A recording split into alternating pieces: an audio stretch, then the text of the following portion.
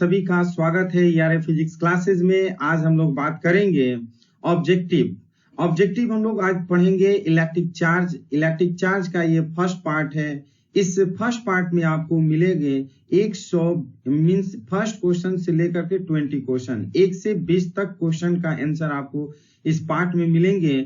इसके बाद आप सेकेंड पार्ट भी जरूर देखिएगा, उसमें आपको 21 से लेकर के 40 क्वेश्चन तक मिलेंगे। तो चलिए सबसे पहले हम लोग बात करते हैं इसका पहला क्वेश्चन का क्या पार्ट है।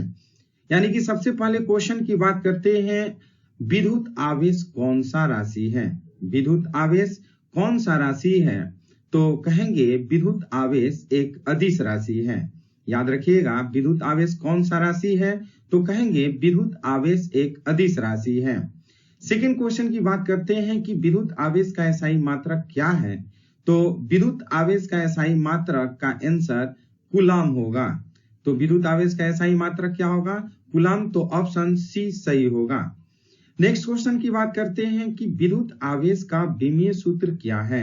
विद्युत आवेश का विमीय सूत्र क्या है, तो कहेंगे कि विद्युत आवेश का विमीय सूत्र AT होता है। विद्युत आवेश का विमीय सूत्र AT होता है, इसलिए ऑप्शन ए सही होगा। नेक्स्ट क्वेश्चन है, एक माइक्रोकूलम का मान कितना होता है। एक माइक्रोकूलम का मान कितना होता है, तो कहेंगे एक माइक्रोकूलम बराबर होता है 10 का पावर -6 कूलम। एक माइक्रोकूलम में कितने कूलम होते हैं, 10 का पावर -6 कूलम। तो हमारा ऑप्शन ए सही होगा। तो नेक्स्ट क्वेश्चन की बात करते हैं, एक माइक्रोकूलम का मान कितना होता है। एक माइक्रोकूलम का मान बताएं, तो कहेंगे एक माइक्रोकूलम का मान 10 का पावर -12 कूलम होता है। 10 का पावर -12 कूलम होता है। अब नेक्स्ट क्वेश्चन की बात करें, तो एक कूलम का मान कितना होता है। एक कूलम का मान कितना होता है, तो कहेंगे एक कूलम का मान 3 गुणे 10 का पावर 9 ESU होता है। ESU का मतलब इलेक्ट्रोस्टैटिक यूनिट, इलेक्ट्रोस्टैटिक यूनिट इसको बोलते हैं। इसलिए ऑप्शन ए हमारा सही होगा, 3 गुणे 10 का पावर 9 कूलम ESU। अब सवाल है next, 1 ESU is equal to ... coulomb. एक ESU में कितने कूलम होते हैं, तो कहेंगे एक ESU में 1/3 into 10 to power minus coulomb होते हैं, 10 टू पावर -9 कूलम होते हैं। एक ESU में कितने कूलम होते हैं, तो कहेंगे 1/3 इंटू 10 टू पावर -9 कूलम। तो हमारा बी ऑप्शन सही हो जाएगा। अब हैं नेक्स्ट क्वेश्चन की, क्वांटम विद्युत आवेश ESU में मान कितना होता है। क्वांटम विद्युत आवेश ESU में मान कितना होता है, तो कहेंगे 4.78 इंटू 10 टू पावर -10। क्वांटम विद्युत आवेश ESU में मान कितना होता है, तो कहेंगे 4.78 इंटू 10 टू पावर -10 होता है। तो हमारा ऑप्शन ए सही होगा। नेक्स्ट क्वेश्चन है, सर्वोत्तम चालक का मान बताएं। ये मान यानी कि सर्वोत्तम चालक का नाम जो होता है वो चांदी होता है। सर्वोत्तम चालक का नाम बताएं, तो हम क्या कहेंगे, सर्वोत्तम चालक चांदी होता है। तो ऑप्शन बी सही होगा, ऑप्शन बी सही हो जाएगा। नेक्स्ट क्वेश्चन है, कांच की एक छड़ को रेशम के कपड़े से रगड़ने पर रेशम पर कैसा आवेश उत्पन्न होता है। एक बार क्वेश्चन ध्यान से देखिए, कांच की एक छड़ को रेशम के कपड़े से रगड़ने पर रेशम पर कैसा आवेश उत्पन्न होता है, तो कहेंगे रेशम पर ऋणात्मक आवेश उत्पन्न होता है, क्योंकि कांच धनात्मक हो जाता है।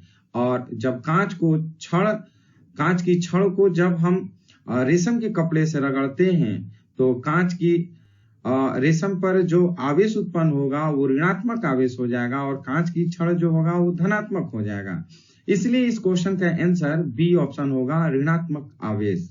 नेक्स्ट क्वेश्चन है, क्या रगड़ने से रेशम के कपड़े का द्रव्यमान बदल जाता है।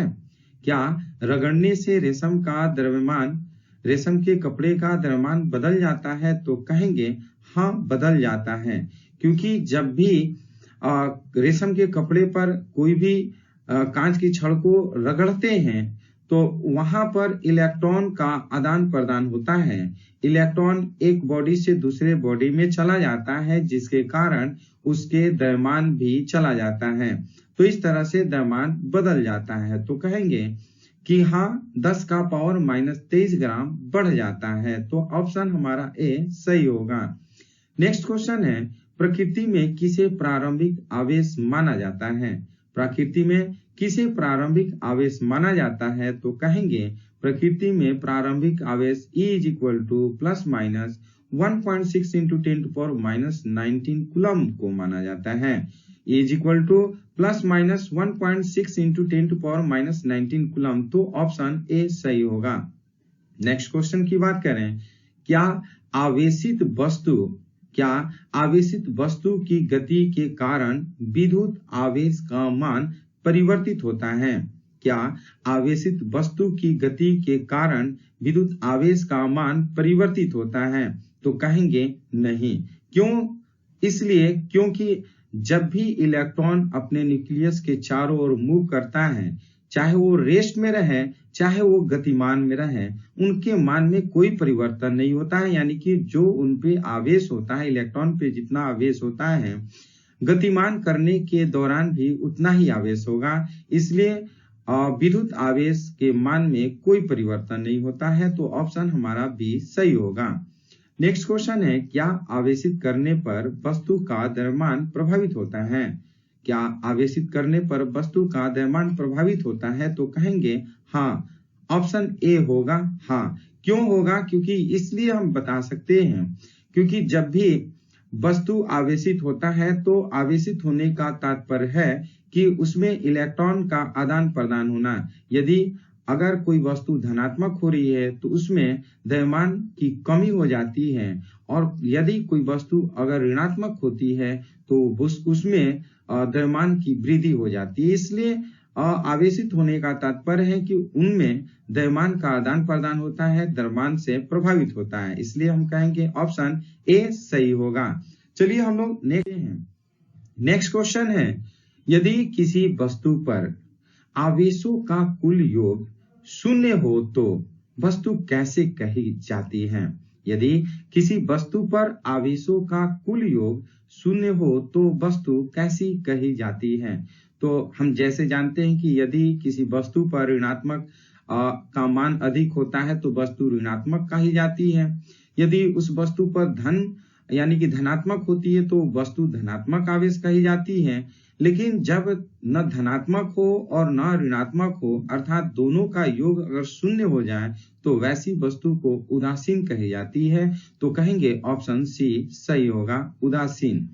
नेक्स्ट क्वेश्चन है, कितने इलेक्ट्रॉनों पर कुल आवेश 1 कूलम होता है?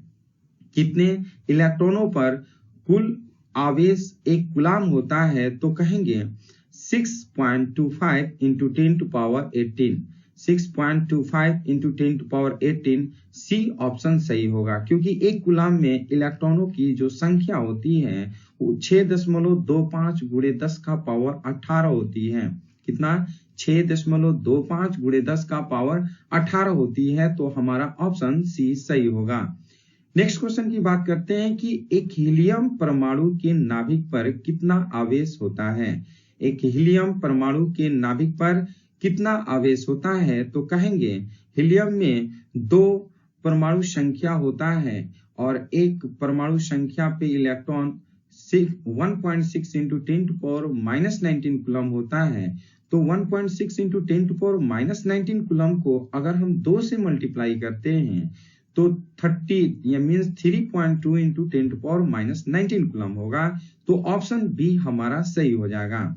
तो हम कहेंगे कि हीलियम परमाणु के नाभिक पर कुल आवेश का मान 3.2 × 10⁻19 कूलम होता है। तो ये हमारा ऑप्शन बी सही होगा। चलिए नेक्स्ट क्वेश्चन की बात करते हैं, प्रारंभिक आवेश का न्यूनतम संभव मान कितना होता है? प्रारंभिक आवेश का न्यूनतम संभव मान कितना होता है? तो हम जानते हैं कि न्यूनतम संभव मान 1.6 × 10⁻19 कूलम होता है इलेक्ट्रॉन का, और प्रोटॉन का भी इतना ही होता है। तो इसलिए हम कहेंगे ऑप्शन ए E ± 1.6 × 10⁻19 कूलम होता है।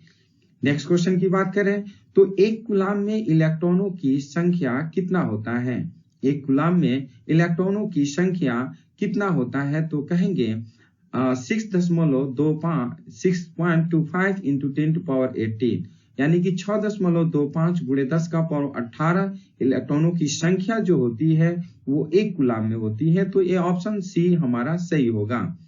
चलिए नेक्स्ट क्वेश्चन की बात करें तो जब एवोनाइट की छड़ को बिल्ली के चमड़े से रगड़ा जाता है तो उसके आवेश की प्रकृति कैसी होती है? तो हम कहेंगे जब एवोनाइट की छड़ को बिल्ली के चमड़े से रगड़ा जाता है तो उसकी आवेश की प्रकृति ऋणात्मक होती है। एवोनाइट जो होता है वो कैसा बन जाता है? वो ऋणात्मक हो जाता है और जो चमड़ा होता है वो धनात्मक हो जाता है। तो इस तरह से ये विद्युत आवेश का फर्स्ट पार्ट था और इस फर्स्ट पार्ट में हम लोग 1 से 20 तक का क्वेश्चन का आंसर समझें। तो इस तरह से ये वीडियो आपको कैसा लगा? यदि ये वीडियो पसंद है तो इस वीडियो को लाइक शेयर कमेंट जरूर करिए। यदि आप इस चैनल के लिए नए व्यूअर हैं तो इस चैनल को जरूर सब्सक्राइब करिए। तो फिर हम लोग इसके सेकंड पार्ट में मिलते हैं। इसका सेकंड पार्ट जरूर देखिएगा। तब तक के लिए धन्यवाद।